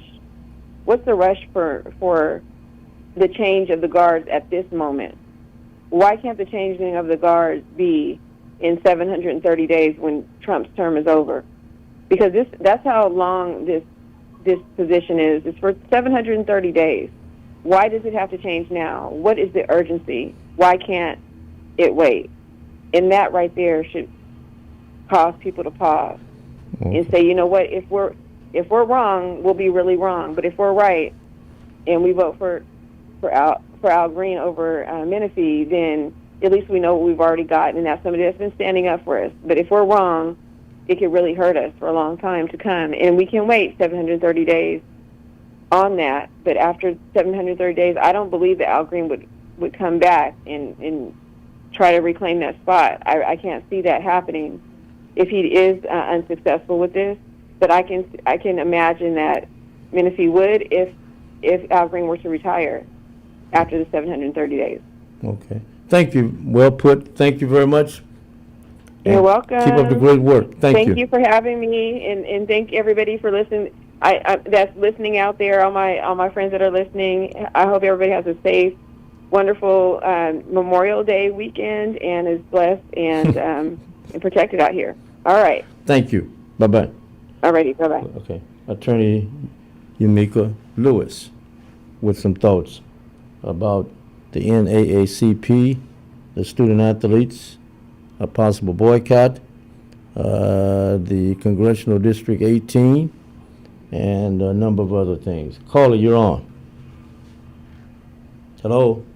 Hey there, Ralph. All right. Good afternoon. You doing all right this afternoon? I'm doing. It's been kind of wet, trying to dry up a little bit. I'm dried up. I want to talk to Miss Lewis. I sure wanted to, but she hit everything on the nail. And I know she might be listening, but I wanted her to even talk about the people who was going to fight for the toxic in the community. Yes. You know what I'm saying? And, yeah. And Chris Menifee, he fought that all the way tooth and nail, but these African Americans did not get justice, man. That's the truth. That's facts, man. That's not good, man. Everything is coming out for a reason. But she nailed a lot of it, man. It's a lot that we don't see under the table, and I wonder why they did this redistricting and why they don't want. Why were they doing this? It's something behind this, man. I don't know what it is. You have an idea. You have an idea, though, right? You have an idea. Yeah, I have. What's your idea? What's your idea? My idea is to keep the Republican. I'm not caring about Trump. Keep the Republican Party in power, because when Trump is gone in the next 2 years, the Republican Party will still be in power. You understand what I'm saying? They always try to throw Trump out. I know what Trump is. He's the president, but somebody has to back what he's doing. You see what I'm saying? That's the Republican Party, man. These people are something else, man, and we got to look into this and not let us fight. And I noticed that what I hear from Al Green is a man who fought for us, man, and went in front of the whole Congress, Ralph, and pointed that cane stick at that man.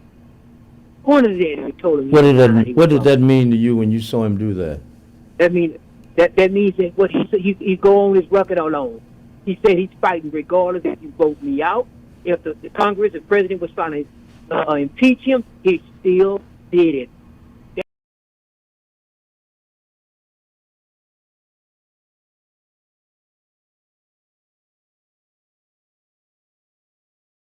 I don't think what we hear now with Chris Menifee and the young lady was right about the young man. It's sad, man. It's sad that he's from our community. Yeah, he went to Westfield. I think he's Westfield High School graduate, if I'm not mistaken. But yeah, he went to school with my wife. They know each other real good. The thing is that this Republican Party wants wants power, and I think they're going to use him. I don't think so. I think the people need to learn to wake up and understand that right now. I understand it, but we need experience.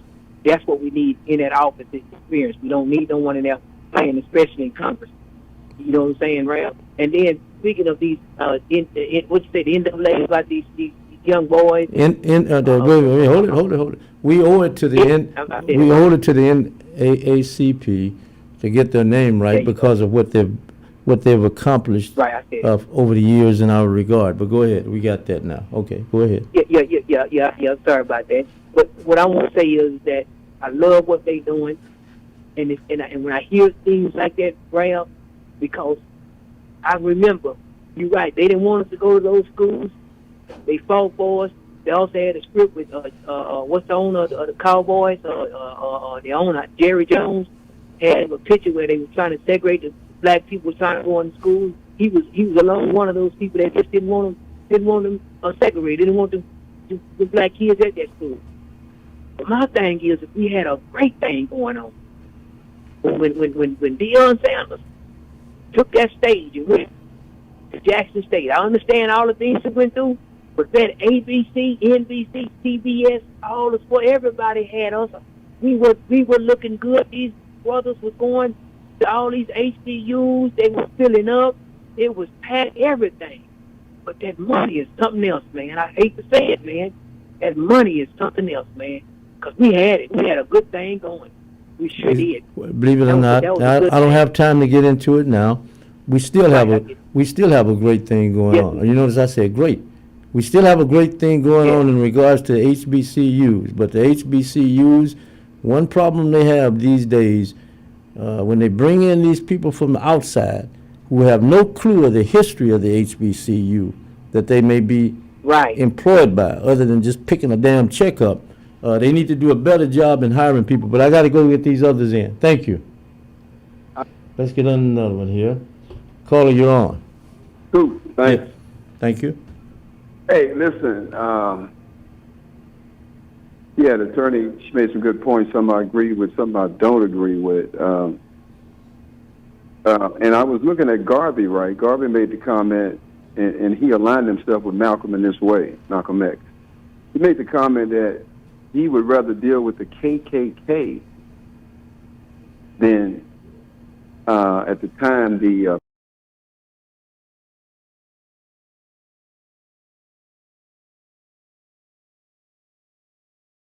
knew who they were.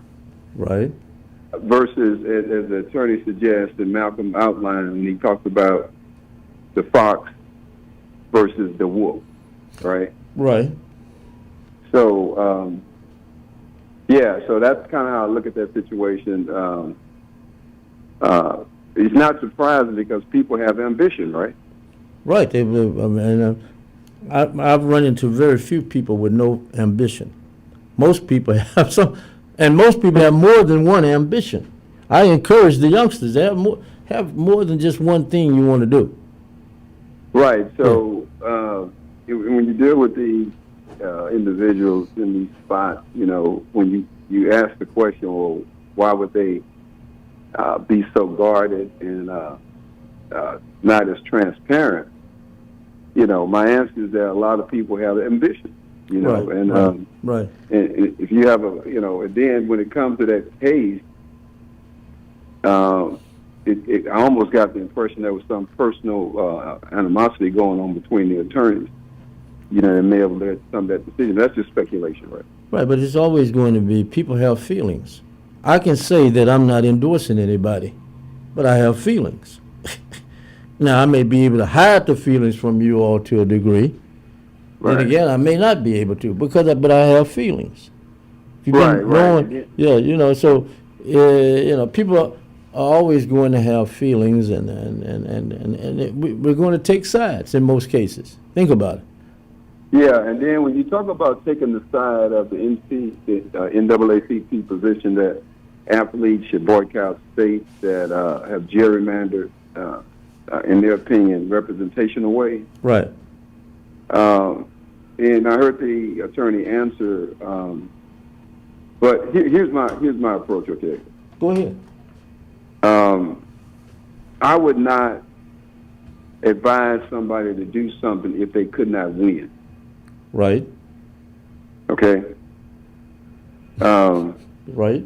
That's a good point. Yeah, because I played ball, right? Right. And what made me a better player was that I had a guy behind me that wanted my spot. Right.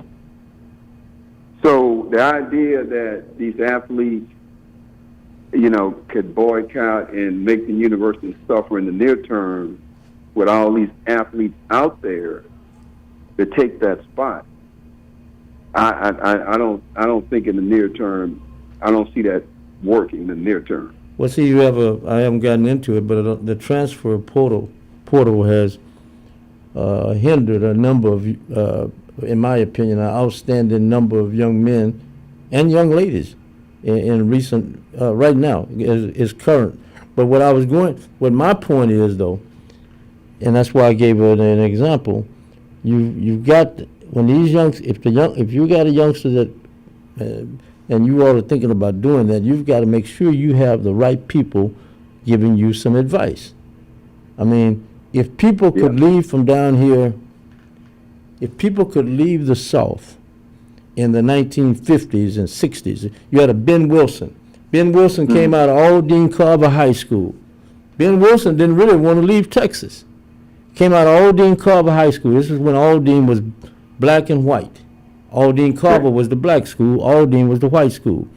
He was a smart individual. He ended up having businesses after football days. His football days was over.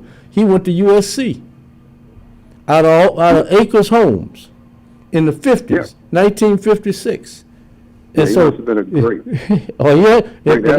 played in the Super Bowl, the first or second Super Bowl games with Green Bay. But my point is, we've always had people from this area who did well when they left the area and they had to go to other places to further their education. Back during the days, and I'm dealing with the days before integration. So what I'm saying is, if those individuals who took the advice of their parents and teachers, counselors, etc., and the coaches who recruited them did that back in the 50s and 60s, and here it is now, 2026.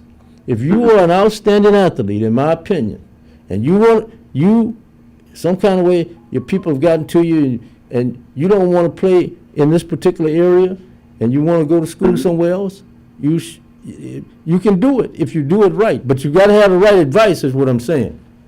Yeah, and that's a fair point, Ralph. The way you put it together, you're right. My point is that, but if the strategy, though, is to bring some kind of impact to the states that are gerrymandering. Yes. And, my point is that I think that there are other people that's behind that A1 athlete that'll take that spot. Oh, yeah. In the near term. In the near term. Right. Well, that's going to happen. But I did think she made a fair point, about strategy, though. Right. And that was when she made the comment about somebody she knew that asked the school to take another person with them. Right. Now, that would be an effective strategy if the athlete says, look, I need you to give a scholarship to a non-athlete. And see... Okay, so you get 2 for 1. Right, but see, that didn't just start happening. Yeah. Right, but see, that I know the history of that happening, even with athletes out of the HISD. Right. Back in the day, one took his girlfriend and a classmate with him. Yeah, now that is I think that is an impactful strategy. Yeah, and he got a free ride. That can be implemented. Yeah, right. It can be implemented. Right. Or, see, you had a black situation here where the All-American player brings an All-State player, All-State and All-City rival with her to be recruited here. The All-State, the All-American player decides not to come here. But because she decided to bring her friend with her who was All-City and All-State, who didn't have any scholarship offers, and that individual ended up not only coming to school here, graduating and stayed here. You see what I'm saying? Yeah. See, Right. so it can work out for people, but they've got to, even in the case, if you had 100 kids, 100 young men decided to do what they're talking about doing. Yep. Now, that would be impactful. You know that, right? Yeah, because in my study, it would impact 200 kids. Yeah, right. Yeah. Because the backups, you're talking about the backup kid, right? Right. Yeah. Yeah. See, so I think, and you know, keep working, and we'll keep listening. well, hey man, I'm tired of working with you people. I'm gonna get me a job at a Spanish station. You want to be paid, I understand. No, I said I'm gonna go get me a job at a Spanish station. I can eat some tacos and tamales free, Corona beer free, all kind of benefits I can have. So, I got you, man. pork chops. Y'all want to feed me pork chops and French fries. That's right. And don't want to, and don't. I can't even get a cheesecake with you. Piece of cheesecake. I'll see you later. Okay. Thank you. Yep, bye-bye. Bye-bye. Let me get, we got 3 more I can get in before Don Sam, so I get all of you. Caller, you're on. Hey, Ralph. Yo. You know, yeah, I agree with the NFL. Hey, man, where's my bean pie, man? Where's my bean pie? Go ahead. We got to give him that bean pie. But that cat is, he bought you a bean pie before. I don't care. That was 2 years ago. I should have, Now, what did you with the work I do, I should get a bean pie every week or something, but go ahead. Go ahead. Every week? Why not? Cheesecake, bean pie, whatever. Go ahead. I agree with the NAACP 100%, and the of course the black, what is it? Congressional Black Caucus. They also join in. Right there in there too. Working together, so we don't want to forget them. Right. I think it's a great effort, man, and I don't want to say I only fight fights that I could win, because I'd never fight a fight. I don't know if I'm gonna win. Yeah, I know. Martin Luther King, the civil rights movement, they did the Montgomery bus boycott, but they still was getting beat up. Yeah. So is that really a win? So I'm not saying just fight the ones you can win, and don't call it boycott. Call it a boycott. Call it that we are feeling like we are terrorized in this system. We got to use that type of language, just like they use it. The Holy Quran say fight against those who fight against you with the same thing they fight against you with, until they stop fighting you. And here they are talking loud. Hey man, we ain't gonna let you. We're gonna no blacks in the Tennessee house. And here we come. Well, we don't want to call it a boycott. Yeah, we do.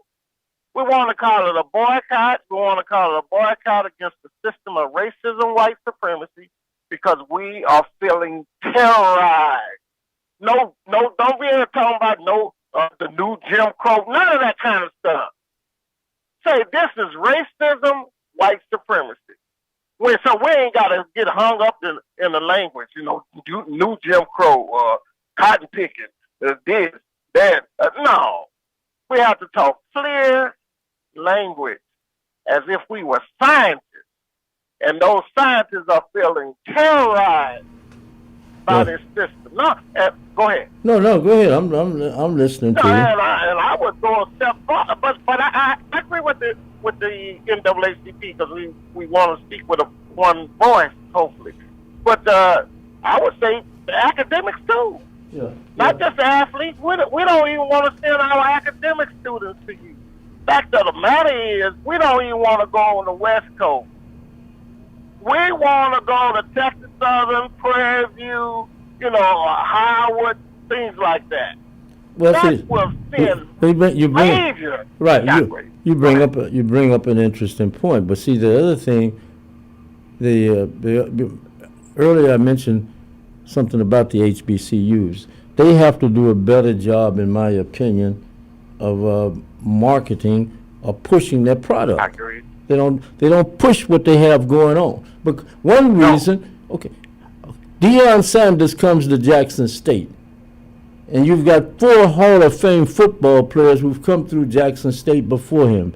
You've got a person who worked in a presidential cabinet who coached football at Jackson State. You've got Jackson State people all over the world. Right. But you don't rely on you. There was nothing wrong with what Deion did, but you also should have pushed the other history of your school out there. It just didn't start with Deion Sanders coming there to coach football, is what I'm saying. Right. Yeah. Most definitely. Yeah. You got to push your own history. You wanna. Not you. You want to. You're upset with what's happening at your school and how it's being run. You want to come to an outsider to get him to do the goddamn work in regards to shouting and screaming and telling the people they're wrong, and you got your own people all over the world. What happened to your alumni? Nobody in your alumni can speak up, or they're afraid to lose a check, and you want to come get an outsider to come in and raise all kind of hell to do it. Yeah, we scared, Ralph. You hear the people saying, don't call it a boycott. Why? I wanted you to say, why not? Go ahead, I'm listening. Don't call it a boycott. Why? If Martin Luther King could call it a boycott. In the 50s, in the 50s and 60s. In the 50s, man. You can't call it, I won't call it a boycott. I wouldn't call it that. I fight the fights that I can win. I don't win every last one of them because God is on my side. And the black people, man, Ralph, I don't know no other group of people on the planet that claim religion more than black. Well, I don't know. I don't want to call it. Hey, don't call it that. I only fight what I can win. I'm gonna win all of them. Well, because God is on our side. Well, I got, man. Well, thank you very much, and you heard what I've asked you. I'm asking in a nice, humble. I'm asking as a professional way, and I'm not going to boycott you. I'm not going to ban you, but just get the bean pie together. Yeah. I say get the bean. I'm talking about one of your beans. See, I know how you make the bean pie. I know what you're saying. I was in New York recently, and I was in Harlem. So I ran into some Muslims, right? And they were selling bean pies, and I was hungry. I will admit I was hungry, so I bought a bean pie from there. But what surprised the guy was when I sat there on the side of the street and ate the bean pie in his presence on some steps up to an apartment, right? So he said, hey man, where you from? I said, the only great place in the whole country. He said, what you? See, baseball them know how to do this. See, I said, the only safe place and the greatest place in the whole country. And they were puzzled. There was two Muslims, about 50-something years old, selling bean pies in the Nation of Islam paper, right? Well, yeah. So when I made that comment, one of them said, well, where's that? I said, Texas. Houston. Yeah. And then I said, you ever heard of Sunnyside or Pearland? Third Ward? They had heard of Third Ward. They heard of Third Ward. I said, Sunnyside? They didn't say nothing. Pearland? Still didn't say nothing. I said, what about Third Ward? You heard of Third Ward in Houston? Oh, yeah, man, I've heard of Third Ward. Third Ward, yeah, they had heard of Third Ward, but they hadn't heard of the other place. Yeah. But what happened was when I sat there with them and ate this bean pie, right? And they wished me, they did a wa alaikum salam and the whole deal, and wished me the best and all that kind of stuff. And hopefully they say have a safe trip and be careful as you put your life in Trump's hands. I said, what you mean by that? They said, you flew down here. You didn't drive, did you? I said, no. See, I wish I did, though. I know you did. I said, I wish I had driven. But I said, I flew. You know what, Ralph? What? Since you mentioned bean pies real quickly here. Yeah. Hey, man, I got a thing, Ralph, and you know it, about shining black manhood. and I'm talking about sisterhood too, but I'm putting emphasis on manhood. Shining black manhood and sisterhood. Ralph mentioned that bean pie. Man, that come under the Honorable Elijah Muhammad in the 30s. Yep. Man, Lord have mercy. That man took up a religion that he didn't even know how to pronounce. Right. He couldn't even pronounce Muhammad. The leader back then, real quickly, Farad Muhammad, told him, just say muck. You know, like you pulling yourself out the muck and mire. So his earlier children say, my name is Elijah Muhammad Jr. Muck. He didn't say Muhammad because that's what they were told. He was traveling all over the country getting cased out. I'm speaking to only fighting fights you know you could win. This man was born in the late 1800s with a third grade education. People were getting killed. They only talk about Malcolm X. People were getting killed in 1930 in the Nation of Islam because they wanted to be the leader. Only fight so I can win. This man was 5'5", standing out in Detroit. Say, my name is the Honorable Elijah Muhammad. This man is not God. He have a picture, a white picture. He say of Jesus, the white one. He say he's not God. In fact, he's the devil, and he'll stomp on the picture. This is in the 30s. Man, let's maintain our manhood. That's all I'm saying. That's a lot more history. Well, that's all I'm saying. And then told the people, you're no longer going to celebrate Christmas. The fact of the matter is, on the December the 25th, from here on out, we won't even be eating. We'll be fasting. Can you imagine somebody telling our grandparents that in the 1930s? yes, I can. Okay, then. Well, thank you very much for the lecture. Yes, thank you. But that still doesn't change my mind about what I'm looking for. See if they can. They gave me a bean pie. It could have been a pork chop. Bean pie. See, if they gave me a pork chop, they were trying to kill me. You're gonna say they were trying to kill me. Right. Although I was hungry. I was hungry and I ate the pork chop. Well, you can eat it. Bye. I'll see you later, man. Say when a man is hungry, Allah says in the Holy Quran, if you hungry, starving, then eat it. Bye. See you later. Thank you. Bye. Okay. Let's try. Caller, you're on. Good call from Ali. I mean, I enjoy listening to Ali, bro. Thank you. And I'll call it a boycott. And real quick before I get to football, the boycott. Look, don't worry about a system of racism, white supremacy. Why? Because Jesus was black, and God made Jesus in the image of Himself. God is black. If God is black and Jesus is black, everything else doesn't really matter, Ali. And now the boycott. Yeah. The possible boycott. Yes. If you get 100% participation, Ralph, think about the optics and what would happen in the racist South. All white players in Alabama, all white players in Texas A&M, like it used to be. But this time, the audience, they still have the TV contract.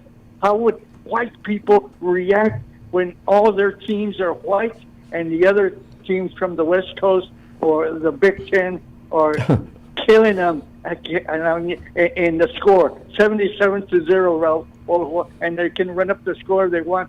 I mean, the true racists, how do we care how they feel? Because there are a lot of them, and they have voting power. Would this have a bigger impact in that respect, Ralph? Well, I think what has not been mentioned here, I don't know if it's been mentioned in some. I think you have, if you did that right, or if it happens, you're going to have some white participation. I'll put it this way, some non-black participation. It may be a Mendoza. It may be, an O'Reilly who may participate in a boycott. Because, Good point.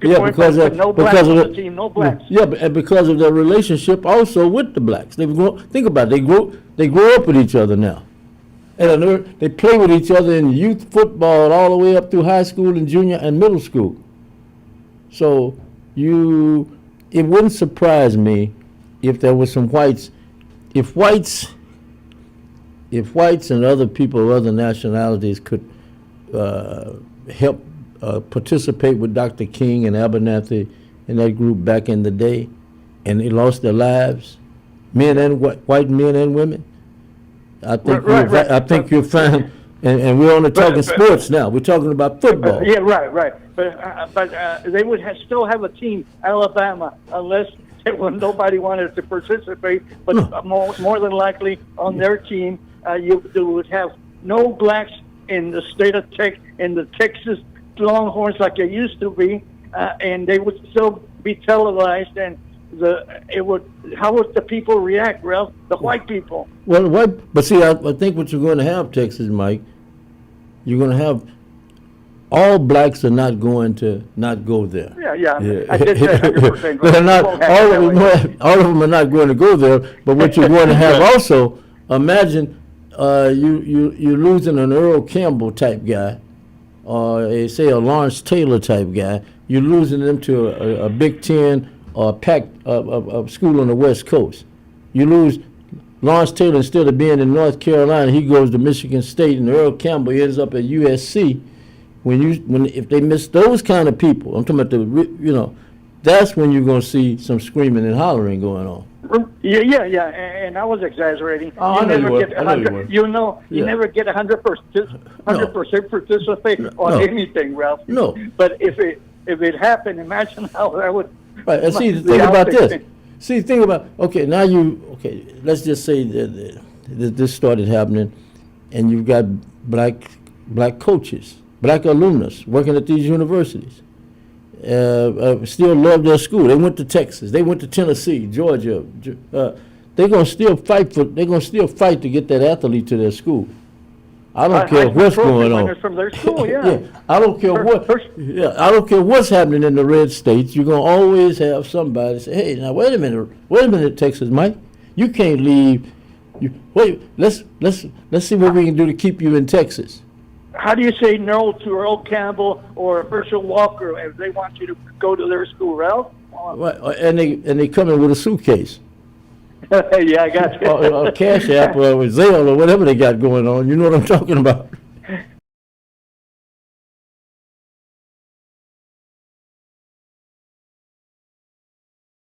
I want to thank all of you for listening and all that good stuff. Those of you who got in and those of you who didn't, I apologize. And maybe we'll get you next time. But you're always welcome to call in. And again, you're always welcome to call in. And let me take a break and get out of the way. And we'll do this. I want to say this as I play this. Now, these are great coaches who impacted me years ago, and it continue to impact me, although they're no longer here.